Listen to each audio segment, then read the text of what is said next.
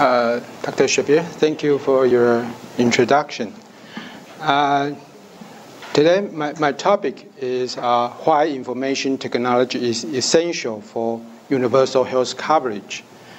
Maybe it's not all this wording I'm not so familiar with you, but I would like to introduce what is universal health coverage first. Actually, it's not a new concept, but recently the new Director General of WHO, Dr. Tedros, he said that actually universal health coverage would be his first priority. So right now, universal health coverage become kind of a trendy word. And maybe I will just play a short video to introduce the concept of universal health coverage.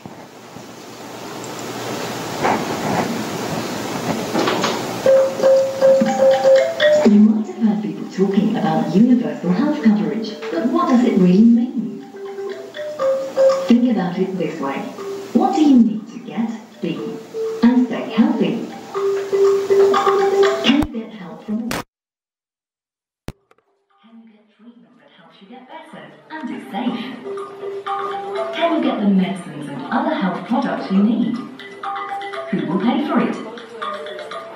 Are there policies in place to ensure the services you need are available to you, your family, and your community next time and every time? And does your government have accurate information about the whole system so they can make the right decisions to keep everything working the way it should? Good health needs people, services, products, finances, policies, and information. And it needs all of them to work together, even in times of crisis. And good health systems don't just treat sick people. They help to promote healthy living and prevent people from falling ill in the first place. The World Health Organization is working around the world so that all people and communities receive the quality services they need and are protected from health threats without suffering from financial hardship. That's what we call universal health coverage. So, here's to health, for you and for everyone. So, that's about universal health coverage. Since we have, you are from different country, would you like to share the status of your health care in your country about universal health coverage? And I believe we can use also Mandarin and English. I will try to translate. If it's English, I will translate into Mandarin. Anyone want to share the status of health care in your country?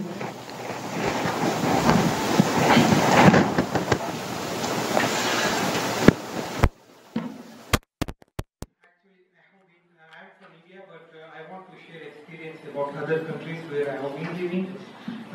One is of Russia. Russia is very much established a space in healthcare. I think they are the first who introduced this universal healthcare, but they called it as social medicine. Social medicine. That's another name for universal coverage. Actual name was social medicine. That means they give, like in India we have fundamental rights. Right to speech, right to religion, right to health is also one of the rights in Russia. Meaning each and every citizen has right to health, and it's state obligation to provide health for their citizens. That is from Russia. And another good experience which I had is from Norway. In Norway also they have universal health care, but they have premium system like in Taiwan. Everyone has to pay some premium. But the interesting way of the premium payment is I really like that. So for example, if you have to pay say $5,080 per year, okay? So you don't need to pay $5,000 every year.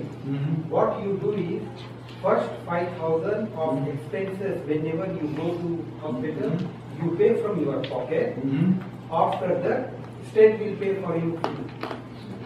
So the reason why that is Here what is happening, you are taking money in Taiwan and people are using it abusively, meaning they need, they don't need, they are visiting. But in Norway it's opposite. You will go hospital because first few times you are completely paying from your pocket. Then state is adding. So these are like a few interesting things which I want to Yes.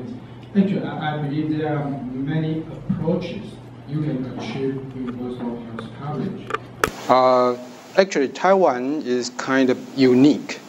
There are several features of Taiwan's healthcare system. One is that Taiwan is so-called single-payer system. Actually, it's not so common. In many countries, that you mentioned, in Russia, they call it social medicine. But they achieve kind of health is a basic human right, not through health insurance. They're through their governmental mechanism. So, actually, the priority of WHO, maybe several decades ago, the priority would be infectious disease. They fight for polio, fight for malaria, fight for different kind of infectious disease. Then non-infectious disease became important. But after infectious disease and the non-communicable disease, the healthcare delivery system right now is the priority of the WHO. And in that video, actually, it also demonstrates the 6 important components for universal health coverage. And actually, the first component would be personnel. We need to have enough personnel, and then we need to have a service, and then we need to have product. That means medicine. That means different kind of instrument we need in hospital, in healthcare, and then the financial system. Who will pay for it? Then there should be policy. And actually, why I using this title as my topic is that actually WHO right now also that information technology become an important part for their universal coverage. So that's why I want to share this topic with you. 所以Sorry, I just use Mandarin. 所以抱歉，我们的同学都大概了解这个部分吗？这个部分其实在讲一个台湾人反而比较难了解的，就是其实这个部分在讲的是说，WHO 呢，我们经常讲非常讽刺 ，WHO 对我们很坏。但是我们可能是全世界上最支持 WHO 的国家。WHO 讲什么，我们把它奉为圭臬哦。那 WHO 在早期通常是以传染性疾病作为它最主要的这个工作的重点，这是可以理解。早期的人根本就活不到40-50岁，他很早就因为传染性疾病就过世了。可是慢慢的，因为传染性疾病大致被克服 ，WHO 把他的工作重点就转移到了所谓的这个 non-communicable disease， 就是慢性疾病。那随着慢性疾病也逐渐的被控制，事实上 WHO 现在的重点都在讲 universal health coverage。那 universal health coverage 其实概念非常简单，就是WHO 承诺呢，到2025年的时候呢，就是每一个人都要有基本的卫生服务的保障。那这个对台湾是没有任何意义，因为台湾在23年前全民健保一旦实施之后，全民健保事实上就是一种达成 universal health coverage 的方式，只不过说台湾这种方式有非常多的特点。台湾的健保制度是所谓的 single payer system。事实上，这个并不是非常常见。Single payer 是说，这个国家只有一个大老板，就是全民健保。但是，即使有达成 universal health coverage 的国家，有很多并不是 single payer。even 像日本，日本不是 single payer。日本它的这种不同的保险是不同的，很像我们以前的公保有公保，然后劳工有劳保，然后农民有农保。那事实上 single payer 是比较少的。所以，不过我之所以今天跟大家分享这个题目的原因，是因为 universal health coverage 是现在所有在做公共卫生的重要语言，有非常多的 project 在 support health IT 去支持 universal health coverage。那我想这是一个大家的机会，因为以往坦白讲 ，information technology 并不是这个领域的重点，但是现在它突然变成是所有人的重点。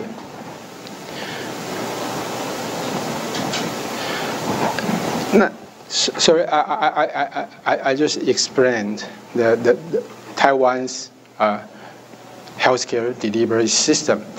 Actually, Taiwan achieved so-called universal health coverage since 1994, maybe. Actually, it's the year we launched the so-called national health insurance. After the launch of the national health insurance in Taiwan, we have the so-called single-payer system. And before the launch of national health insurance, actually we have a different kind of health insurance system. We have the so-called labor health insurance system. We have farmer insurance system, and we have government employee health insurance system. And actually, before the launch of national health insurance, even we have so many health insurance systems, they only covered about 60% of the population. So it's not universal health coverage. About 40% of the population were not covered by any health insurance. But after the launch of the national health insurance, the national health insurance became the only health insurance in Taiwan. So that's why we call it a single payer. It's the only payer of Taiwan. So we have the experience to achieve so-called universal health coverage system in Taiwan. And actually, Taiwan's experience, we would say, is quite cost-effective. And actually, 3 decades ago, health economic is not even a field. But right now, health economic is maybe not the most important, it's still an important field in economics. Health economics is important, and universal health coverage is right now a trendy word. You will have universal, because the reason why universal health coverage became important is due to right now WHO, especially the Director General of WHO, Dr. Tedros. He said he would let universal health coverage become the first priority in his term. So actually, just this week, they have a campaign. Actually, every year on the 7th April will be the World Health Day. And every year they will have a theme for the World Health Day. It could be diabetes, DM, it could be depression, but this year, the theme for the World Health Day is universal health coverage. They have a beautiful slogan they call universal health coverage, everyone, everywhere. So we just asked Dr. Tedros, what about Taiwan? Why everyone, everywhere did not include Taiwan? And it's interesting that there's always far behind.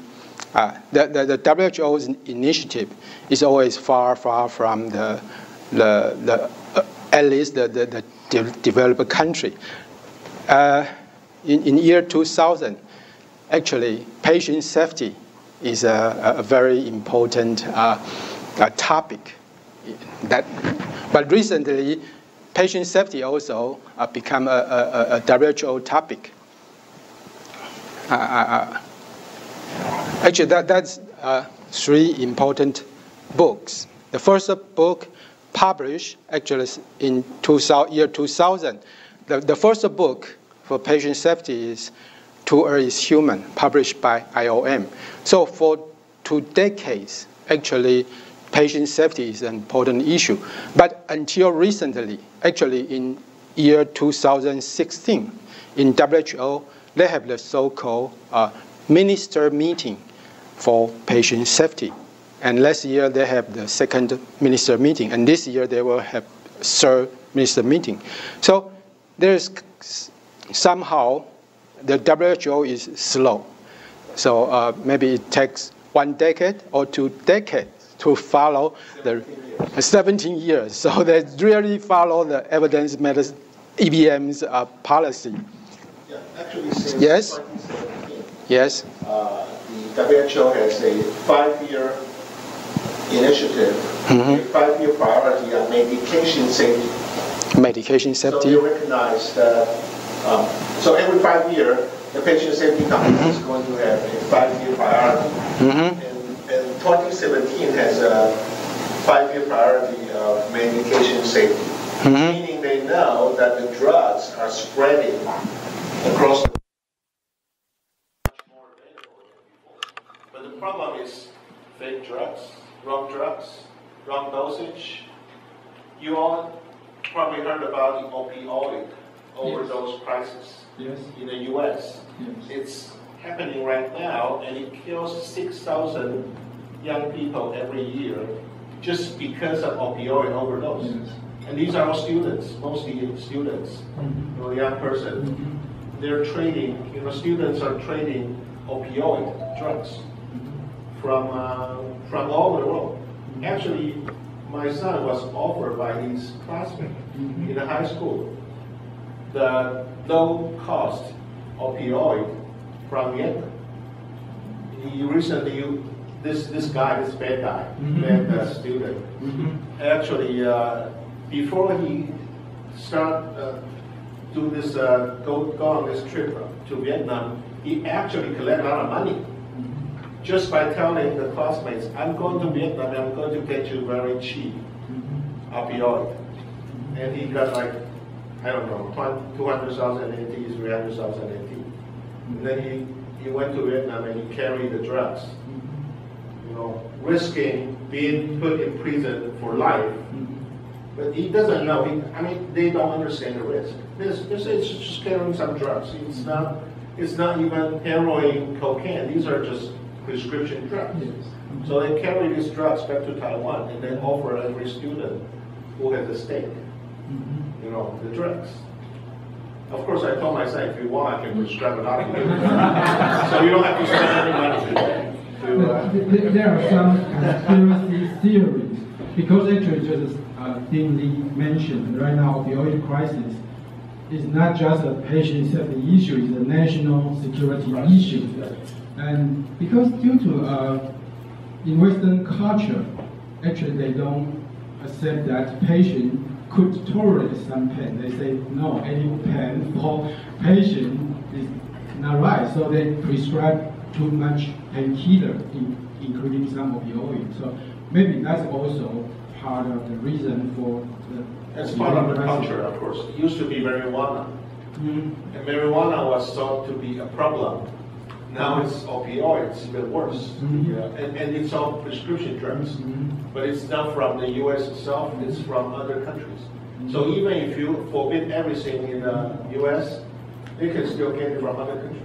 And which may or may not be true drugs, because sometimes you get, the label is 250 milligram, but you get 2,500 milligram per tab. And then one tab, you're dead, right? And for some other tab, you took a lot, it doesn't feel anything. So it's even worse than the real drugs. Fake drug doesn't mean that it doesn't contain effective component. It just means that they did not follow the manufacturing regulation of a drug. So they actually put opioid in the drugs. But when they mix it, when they produce, it's all very bad quality. So some with a lot of drugs, some with a lot of active components, some doesn't. So people don't know. Sometimes they take 3 and it's okay. Sometimes they take 2 and it's overdose. So OD opioids is even worse than, at least marijuana, you kind of know how much you can take, right? And cocaine and opioid, cocaine and heroin, these are hard to obtain. You have to get it from the gangs and the mobsters. But opioid, you can get it from any doctor in a third world country. It's easy to get.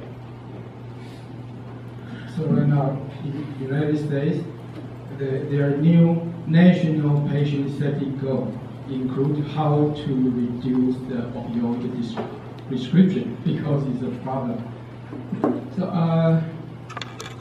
thank you for giving this comment. So actually today I just want to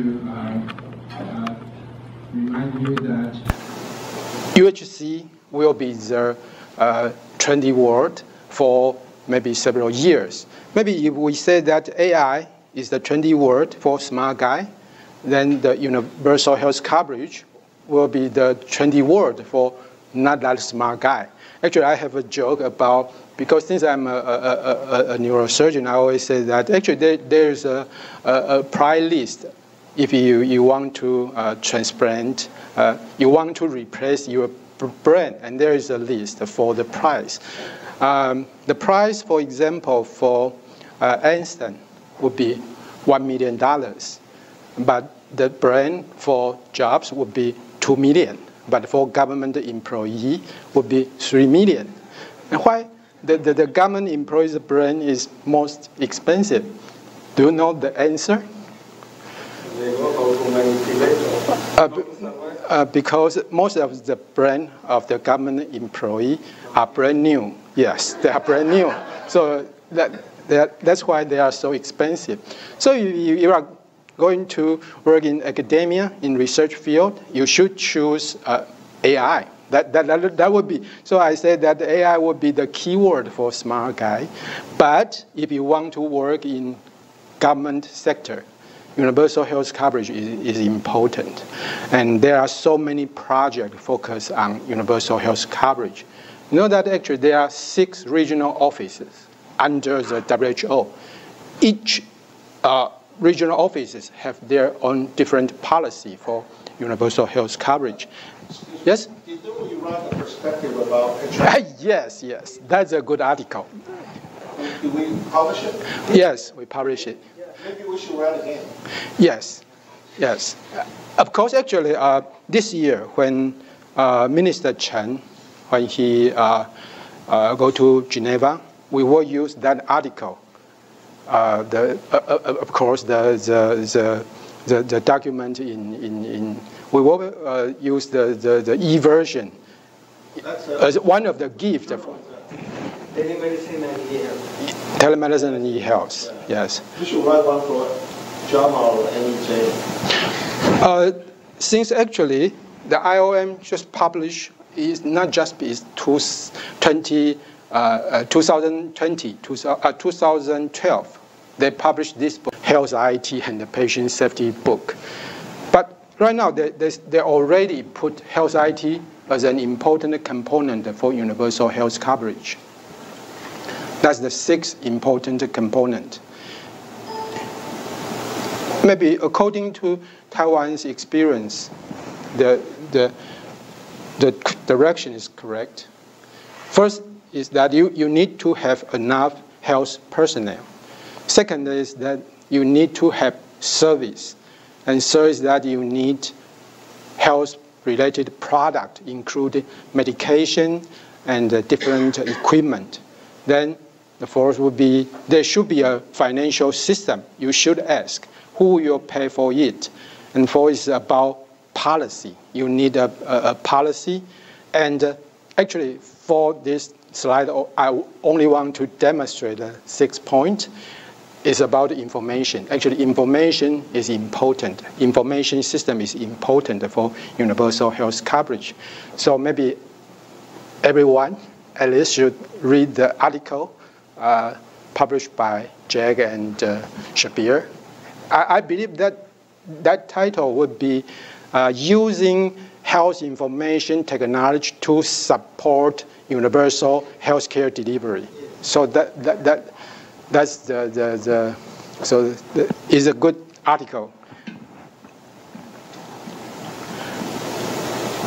And actually, right now is even not just WHO, UN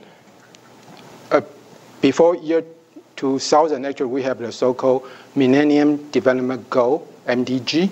And after the Millennium Development Goal, we have the so-called SDG, Sustainable Development Goal. And right now, within the 17 goals, the third goal would be health. And for health, the universal health coverage is also one of the goal. And actually, there are 2 points in this goal. First is that you should cover the essential health services. So right now, they have an index. The index actually are already endorsed by WHO. You can get a national index for health services. And right now, the lowest score of the Universal Health Coverage Index would be Somalia or some country. And the lowest score would be 21 or 22. And the highest score for the Universal Health Coverage Index would be 86.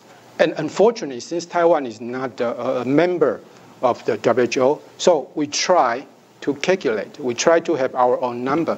I believe right now, within the 193 countries, only 10 countries, the score is more than 80.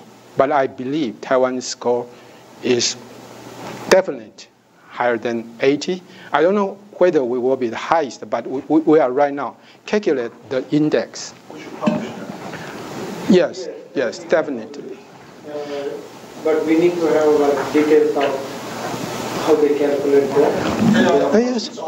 It's open. Actually, there are only 16 indicators. There are 4 categories. The first category is about productive, maternal, newborn, and childbirth. And the second is about infectious disease. And the third category is about non-communicable disease. And the fourth would be service capacity and access. So we try to, and actually there are only 2 indexes. One is about the service coverage. That's the index. And another index is about the financial protection. So for universal health coverage, WHO believes that service index is important, and another is about financial protection. Financial protection is the ability of the government to protect their citizens become poor due to they become sick. So that's just only 2 index. So we try to have that 2 index before Minister Chen go to Geneva. Then he can announce the status of Taiwan to everyone. And so I believe actually it is over just a very simple knowledge about the universal health coverage. Should consider 3 dimensions. One dimension is about the population, the percentage of population you covered, and the item you covered. For example, do you cover dental care? Do you cover traditional medicine? Do you cover, so that's about the item or the services you covered. And the third is about how much money you provide for that service. So that's the UHC very simple kind of ABC of universal health coverage.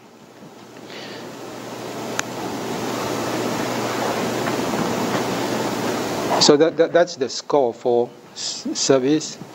Each country can get a score. And right now, the average, the global average would be 64.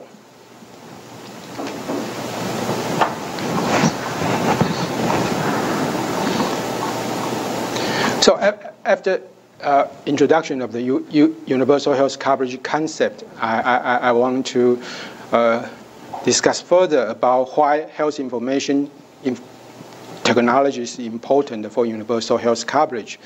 But actually, it's quite simple. Information technology is the only tool can make the system work.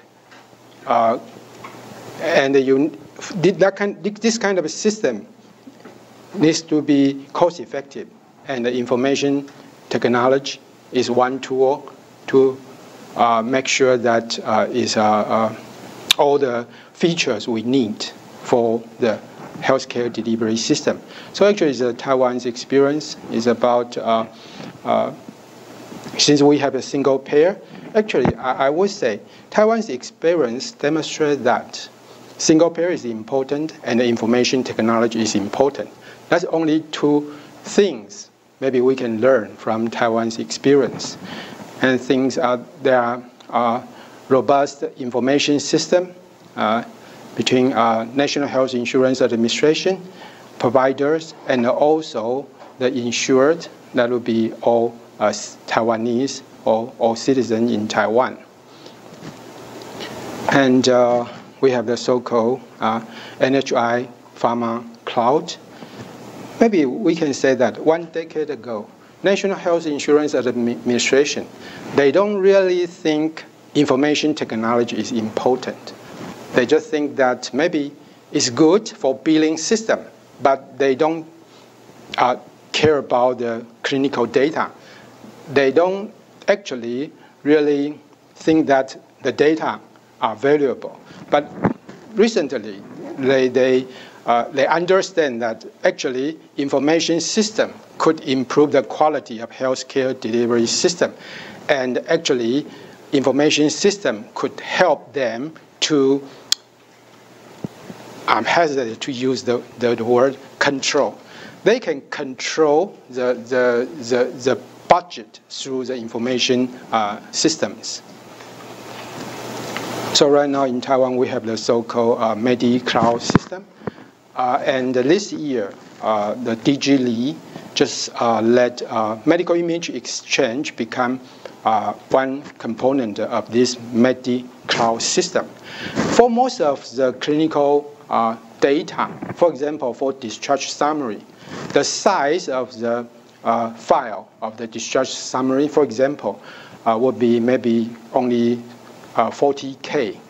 But for medical image, it could be 100 mega or even larger. So medical image is always a challenge for exchange. But since the administration, then right now, encourage hospital to exchange medical image is now already is kind of routine for everyone.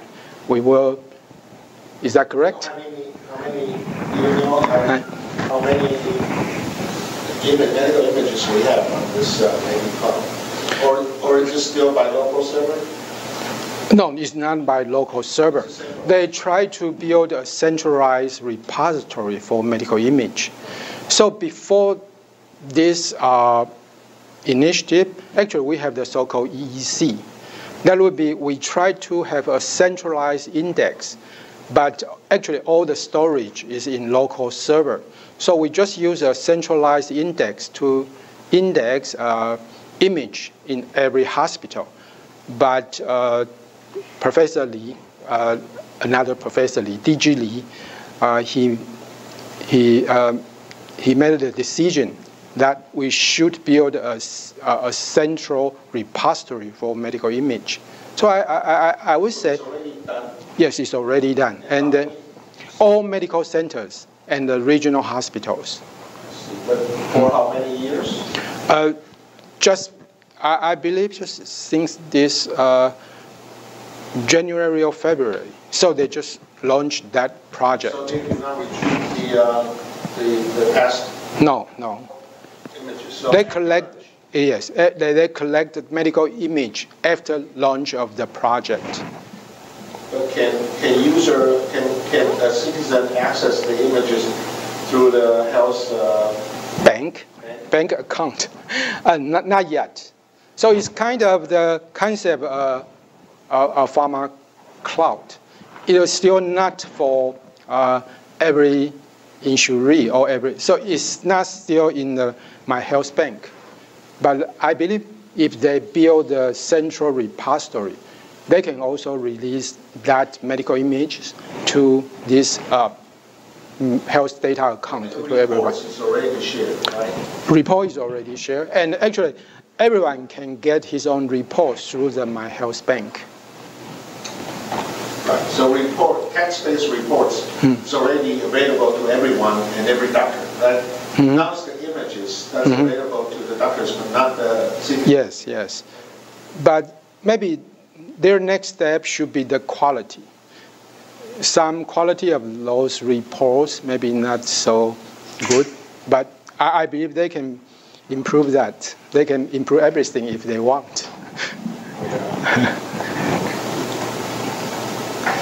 So I believe if we can cooperate with National Health Insurance Administration, we should publish this kind of project.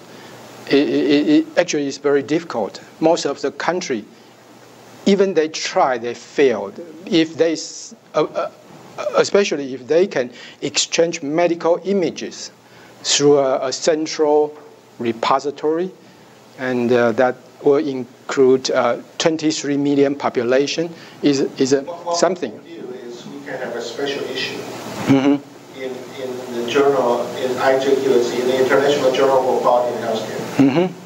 As long as the government is willing to pay 7,000 euro, I'm willing to approve for a special issue. But of course, that would be great. That would be great.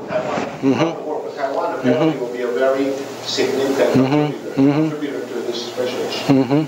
That would be great, because actually William Xiao Qinglun actually published several articles, but unfortunately he didn't. That journal is called Social Science Medicine.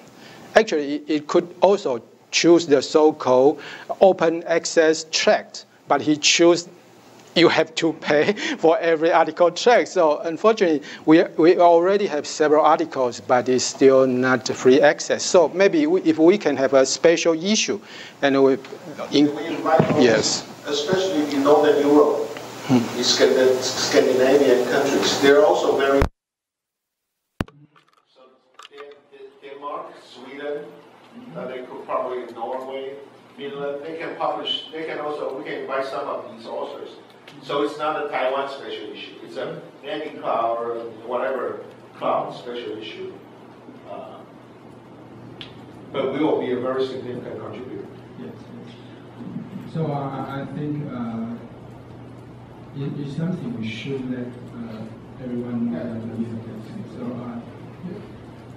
and of course we have a national research database.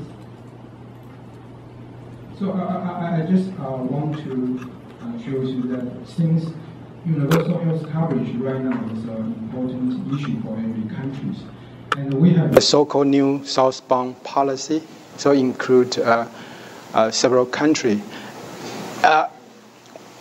I believe maybe there are some opportunities we can work with those countries to help them to improve their universal health coverage system. And even we don't have to use our own money, because right now WHO do have some mechanism. For example, there is a special loan for hospitals in those eligible countries. They can apply for those loans, but those money only could be the investment for health IT. So there is actually ADB, Asian Development Bank. They have a working group. They help hospital to write their grant, to write their project, to apply those grants. So I believe we can participate in those projects. World Bank have some project for health IT, and ADB, they have special grant for hospital and for investment in health IT. ADB, Asia Development Bank, ADB, Asia Development Bank. Who's behind it? Several countries, ADB, who is behind ADB? You mean who is behind the health IT project? Or who's behind it? Is it China or Japan? ADB, maybe Japan. Because China tried to have their own development bank, but ADB actually is not, China is, but they still have some influence, but is not dominated by China. So it's about ADB, headquarters in Manila, headquarters of Asia Development Bank in Manila, headquarters. So nothing to do with China? But China is also one member of the ADB. Are we a member? We are a member. So we can use that initiative. Yes, and actually the network is called AHIN, Asian Health Information Network. AHIN is actually is networking. They try to help hospitals in those countries. But India, Bangladesh, Pakistan, they're not part of it? Yes. They're part of the Asia Development. Yeah. But it's not in their plan. I thought India is part of the South Fund. Yes, yes, of course. Oh, okay. That's everything. Okay. So India, okay, it's all there. India is like some of our countries. Huh? India is bigger than all these countries. Oh, yeah, I know. You don't have to say that. Except Australia. India is the biggest democratic country in the world. That's true. Okay. So I believe AHIN, they will have an annual meeting in Sri Lanka in October.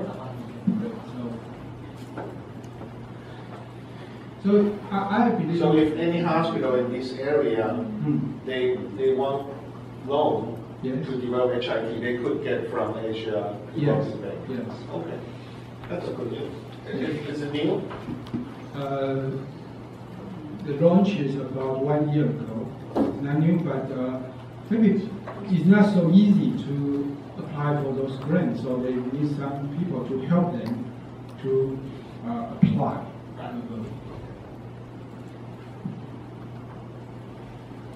So that's all about the universal health coverage and the health IT. And I would just like to share some of my opinion. Is about my Perspective about the artificial intelligence. Since my first article indexed by PubMed is this article. This article is called Predicting Cranial CT Result of Head Injury Patient Using an Artificial Neural Network. So I published, it's about Jack, and it's the first article. Actually, it's not a paper article. It's a conference article. In 2003, the proceeding of AMIA meeting was indexed by PubMed, but I didn't touch this field for a long time. But recently, I feel that since Jack is the real expert, but I believe that why artificial intelligence became hard again is that we do have some breakthrough. Maybe you already know this. Before year 2010, there is a computation called ImageNet. Actually, they use 1.2 million images. I believe most of the images collected from the internet, and then they use 100K to test all algorithm. And actually, before year 2010, the error rate for computer, for information system is about 30%. And it's all kind of barriers. It's 30% for a long time. But after year 2010, it's dropped dramatically. Actually, for person, the rate to make error for photos is about 5%. Actually, in year 2015, Microsoft's algorithm, their performance is only 3.5%. So actually, something happened between year 2010 and 2011.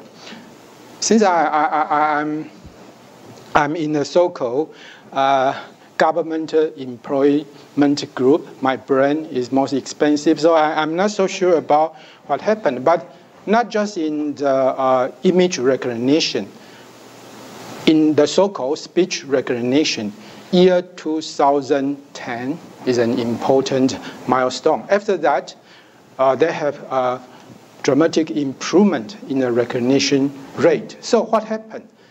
In that year, and that's the same photo. Maybe I used this photo 2 decades ago. That's about artificial neural network. And the most important thing, what changed is that the layer of a so-called hidden layer increased dramatically. So that means by increasing the median layers number, you can improve the performance of your neural network. So that's so you can do the job we can't before just by increasing the hidden layer of the neural network. So I believe artificial neural network would be not artificial neural network. Artificial intelligence would be a trendy word, would be the key word for smart guys, because due to the breakthrough of technology. And I just want to show a very interesting case. Actually, it's a system, a real system, done by III. The system is about the class field. Actually, field is a Mandarin, is about class atmosphere. That means just by using a simple camera, it is the so-called atmosphere of the classroom, and is kind of application of AI. But in the Smart City Summit, actually after they release this news to the public, actually many students actually are not so happy. So they say that is kind of a big brother is watching, something like that. So actually, but I would say since the development of AI is so quick, I believe AI will also change the whole healthcare delivery system. And I believe we don't have to do this Yes. Actually, they can count. For example, if you raise your right hand, it can count how many students raised their right hand in real time, and right hand, left hand, or both hands. Yes. So they ask me, do I want to have a copy of this in my classroom? I say no. I will be hurt because I don't even need that kind of software. I understand that no student is actually listening. We could install that here. Maybe. But maybe I would like to show because for the AI, I believe, unfortunately, the video is in Mandarin, but maybe we can.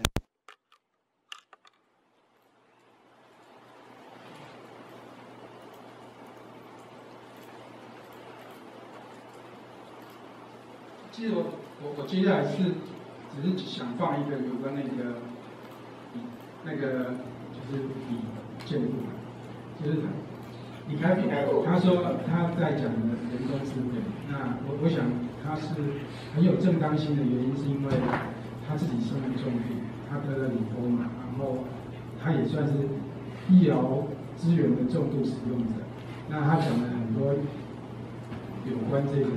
像未来医生看着病人，可能像就跟今天一样，说啊你什么地方不舒服啊，肚子痛有没有发烧啊，昨天这个有没有出汗啊，盗汗有没有啊？然后你在交流的过程中，可能背后有一个 AI 的机器都在听着，他听了以后就把这些转换成他的诊断，然后最后他的诊断呢不是给病人看，而是给医生看啊。那比比如说，我们想象，如果他直接把这个结果给病人看了会怎么样？说啊，你得了这个4期淋巴癌，5年成功率大概26%。这个时候病人一听就觉得说哇，我可能完蛋了。但是他如果给医生看的话，医生可能就说，这个现在看来可能是什么什么的病，但是其实我们现在治疗越来越好，而且你看李开复都得了跟你一样的病，然后他的化疗之后也很有效，现在都起了人工智慧这本新书了所以我觉得医生是可以更人性化的、更激励、更让病人听着觉得说自己的各种顾虑和病情，医生都有听进去，而且医生是很有建设性的、很有爱心、很有关怀的，给了我们一些建议。这样一方面病人的感受会更好，但是其实病人康复的几率会变得更高。所以大部分的职业工作将会转换，而非消失对，所以以后医生可能会越来需要的越多。像你想这么好的一个医生，他能够这么关怀的跟你谈很久，甚至到家里去看你，打电话问你一切好不好，然后花更多的时间在你身上。那如果说今天的医生，我们一次看病只要5分钟，一周只看5分钟，以后可能就是50分钟，这样医生的数量说不定多了10倍都有可能。只是他们做的主要不是以诊断，而是基于他们对医学的常识和对人性的理解，还有他们沟通的能力然后能够关怀安慰人的这种能力变得更强，所以可能医生变得更多了。也许他们没有今天的薪水那么高但是他们可能更像一种心理安慰辅导，然后把冷冰冰的机器的这种诊断变成一种充满关怀的一种帮助病人的一种方式。指令必达，关键就在它搭载了人工智慧技术，虚拟语音小帮手 Alexa 能立刻连接网络，达成任务。Play the number 1 song today. Playing the top Billboard songs. 2年前 Apple 推出，在美国销量已经冲破800万台，这股居家智慧热潮还延烧到外围。媒体、星巴克、达美乐等企业纷纷加入。目前 Apple 可用的 Apps 数量已经超过1万个，因为下载的 Apps 越多，智慧语音助理的功能也。I just want to play the first video. Actually, Li Kai-fu, he actually was the panelist with you in the same panel. So do you agree with what he said? Well, yes, that's his point of view, meaning human can do this human thing, and then the AI do the diagnostic and big data analysis and all that. My point to counter that is that actually we could do artificial empathy, and AI could also show empathy.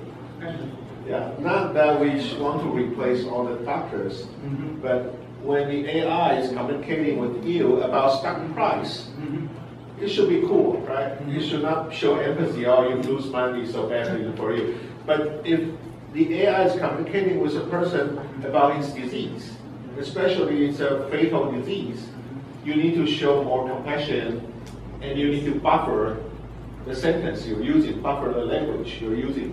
You cannot just tell the guy, oh, yeah, there's a 25% chance survival.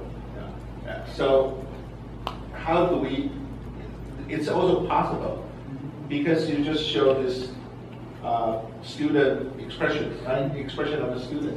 We can also use the expression of the patient and adjust the language, right? So even, I mean, his point is that in the future, the doctors may lose some job, and you can also assume the job of being this communicator, or you know. But actually, AI has been developed to do language softening for a long time, and also AI can also look at your expression and buffer the language and then show the some kind of empathy. Yes. So you mean empathy? So maybe not just empathy, it also includes other intuition, for example, anger or happy. So maybe your Siri will be angry about you. Yeah, we can have artificial personality as well. Yeah, because a doctor needs a lot of personality or persona when they're communicating with the patient. Right? For some patient, you have to tell him, you have to take this drug or you're done. Okay? For some patient, you just tell them, okay, one more time, then we're getting much better. Right? So depends on different patient and different compliance. A doctor also have to show different persona. AI can also be used to show that as well. So there's no limit to what we can use AI for. You know, but so eventually, if we go up this pathway, maybe somebody will develop a artificial consciousness. You know, and that would. So maybe it's just more hidden layer of the artificial neural network. So it's about the quantity of the hidden layer. No, and also try to capture more cues of emotion, right? So now now if we use ResNet, if we use this one of these deep learning network, a software can identify about eight different emotions. But human has more than 8 different emotions. So, and it's not just emotions, it's also body temperature, the heart rate, or heart rate variability, you know, the transdermal water loss, meaning sweating, right? Permeability of the sweat, and you know, movement of some muscle. You know, actually, once we can capture all this change, we can pretty much know what this guy is thinking, right? So, on the good side, when you actually really understand what your patient is thinking, you could counter this, you know, you can change your persona and change your way of persuasion in order to counter the change of the patient and make the patient more compliant, which is a big issue, right? Compliance has been a big issue. So if you're more convincing your patient become more compliant, and also to avoid, you know, being too cold in terms of delivering bad news. But the Foo's talk actually really inspired me. I thought that maybe the first step is that then our 诊间 have the echo or other digital voice assistant. We could get that kind of, it could be Siri, it could be Cortana, it could be Alexa. It can help doctors in the outpatient room. So we're designing a trial. Oh, you already? Maybe you can fund us. So after the we're designing a trial to do that. After the chatbot, you will get some digital voice assistant to help doctors to treat their patient. Yes, we're going to capture the voice and also the expression of both the doctors and the patient. And we'll also look at the tone of the voice, and of course the content of the voice of this speech. Okay, great. The future EHR should be, you know, after not even looking at the computer, talking to your patient, the EHR is hanged up. Right? Because many patients complain that my doctor just watch the computer, they never. So if we can use voice recognition or voice assistant, then the doctor can really look at the patient, not the computer. Yeah, the doctor should also be paying attention. I understand that because why the doctor have to see the computer to not see the patient, because that each patient that the government has less money, so less money. So the doctor have to see more patients to earn more money. So that is the cycle of the patient seeing the doctor. So if you see a patient like the United States, that a patient maybe the seeing fee is high enough to see 30 minutes.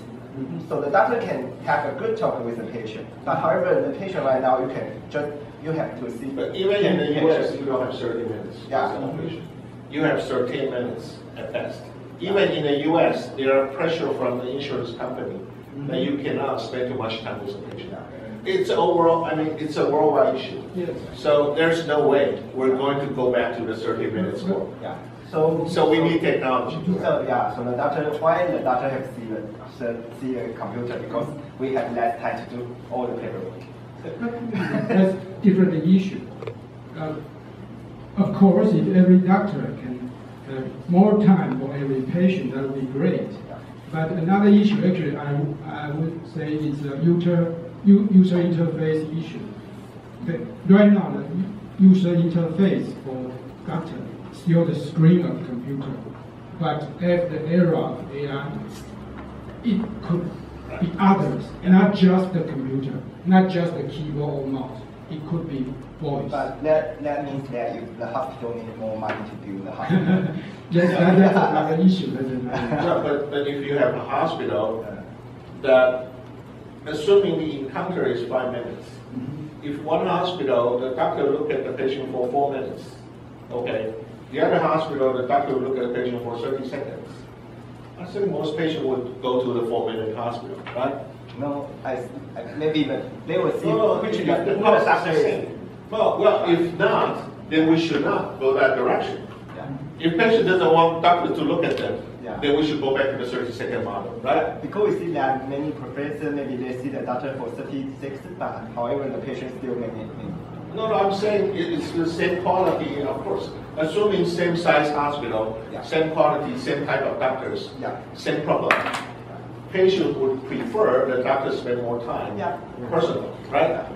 Then everyone will have to invest, yeah, right? Right. So you don't have to be so skeptical.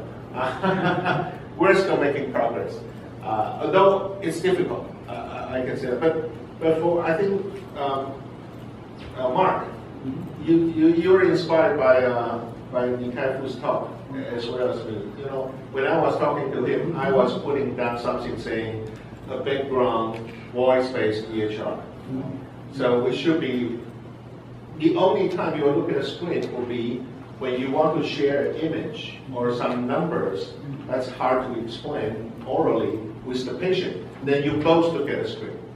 But the rest of the time you should just talk to the patient, and even you should pronounce the drugs, the diagnosis or number of the diagnosis. It's up to you, but then it's all captured in the background. And in the end, you only have to spend 30 seconds to look at the screen and confirm. Right? That would be the ideal way of doing it. I would say that would be a good user interface for patients and doctors. We can have that kind of user interface. So maybe 2 decades ago, I graduated from this institute, or that long. Maybe medical informatics, healthy IT is not the spotlight of the state, but right now it is. So I would like to congratulate you. Your topic actually right now is the important issue in the whole world. So that's all my talk. Thank you.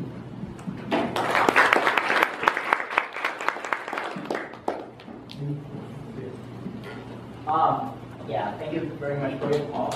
I have 2 questions regarding to your topic.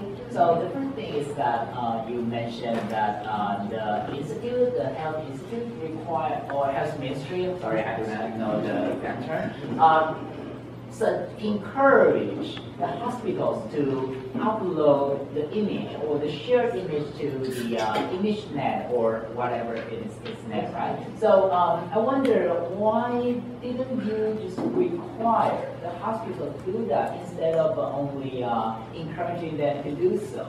Or you have a timeline to do 3-year encouragement and then followed by all the requirements on the maybe medical centers, the larger hospital, and then followed by the smaller hospitals.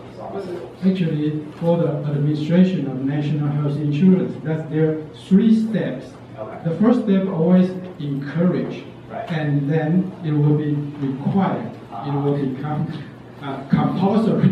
Yeah, they will use something to encourage you first. So that's their tricks. But I believe it will become a kind of a required. It will become compulsory. Right. And then the cloud.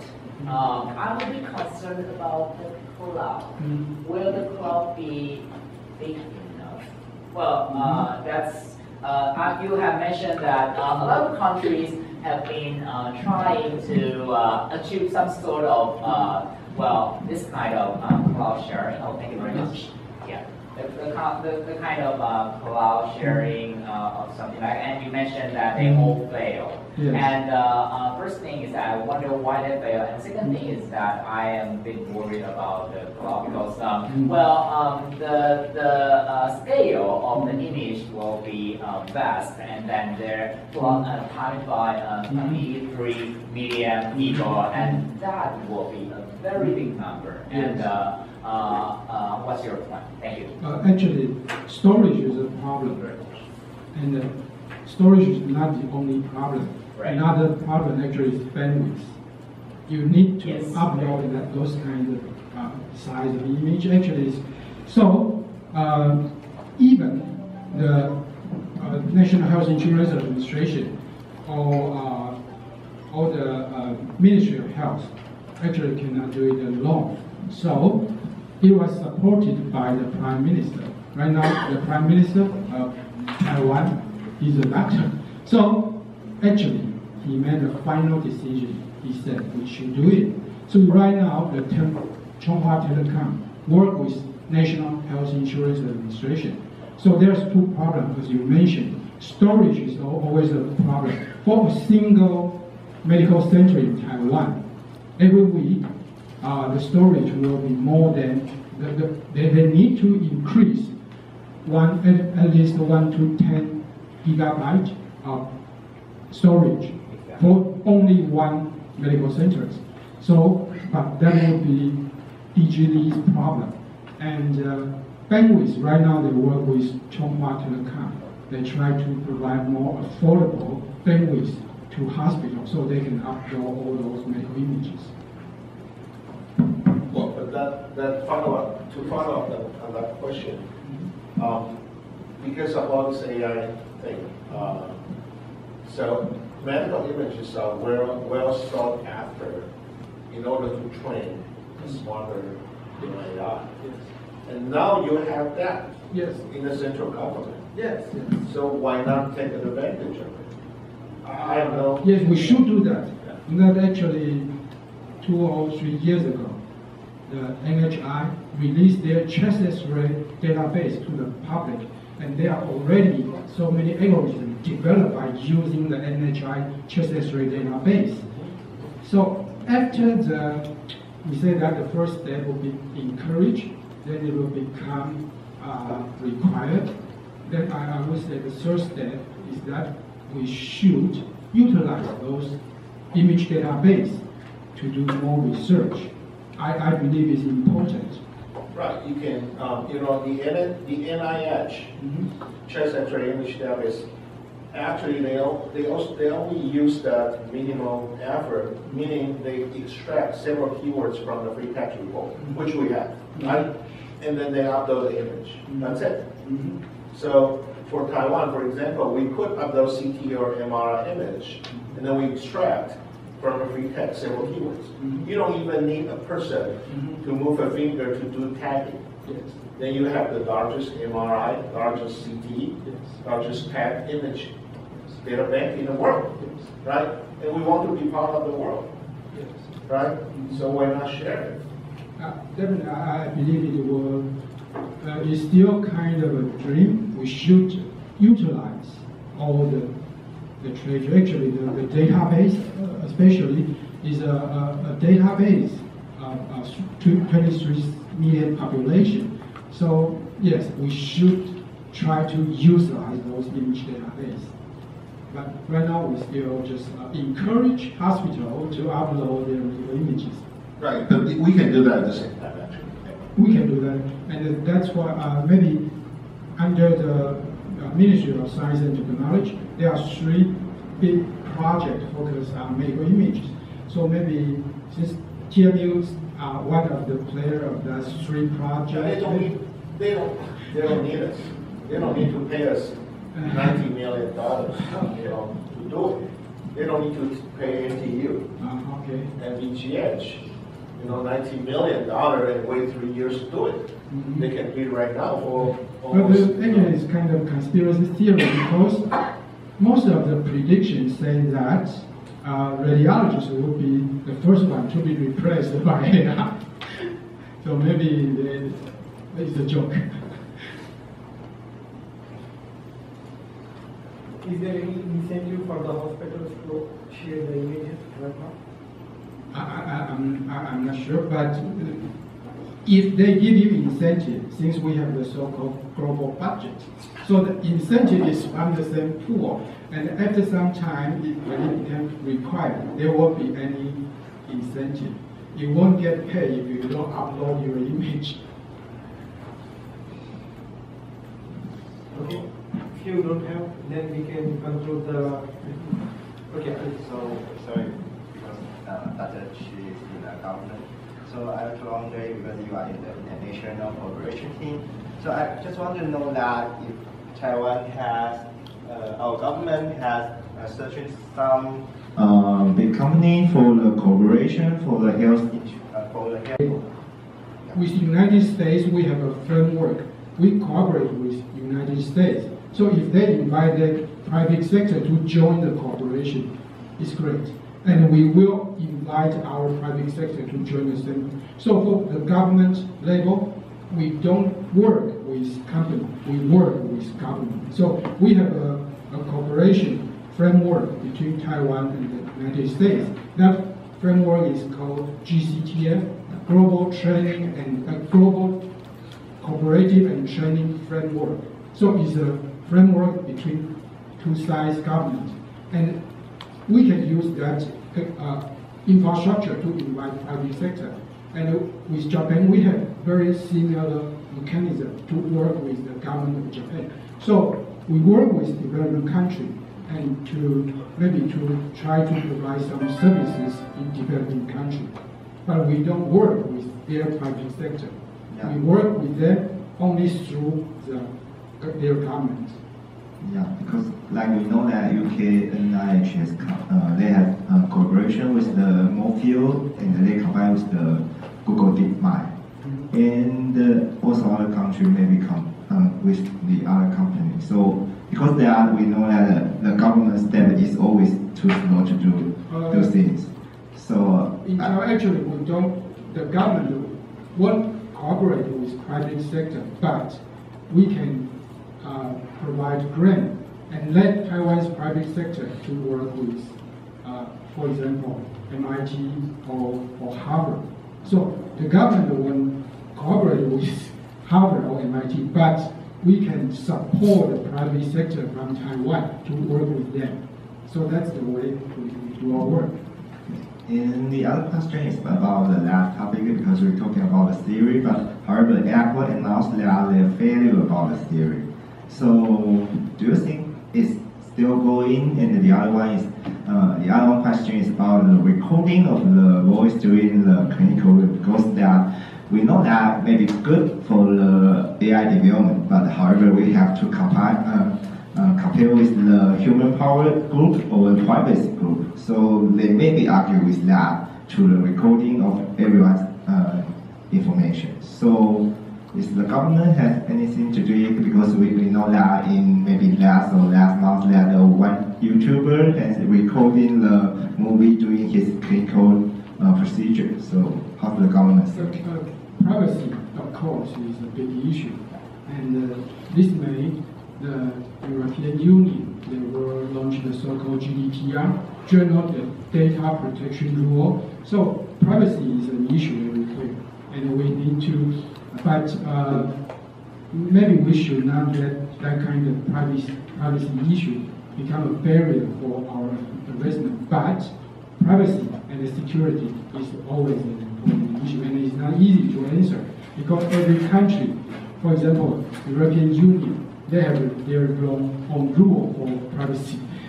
For example, there are some countries, for them, there is no such word. Privacy is just an illusion or delusion. There are all that kind of country exists. So it's an important issue, but it is a different issue in every country.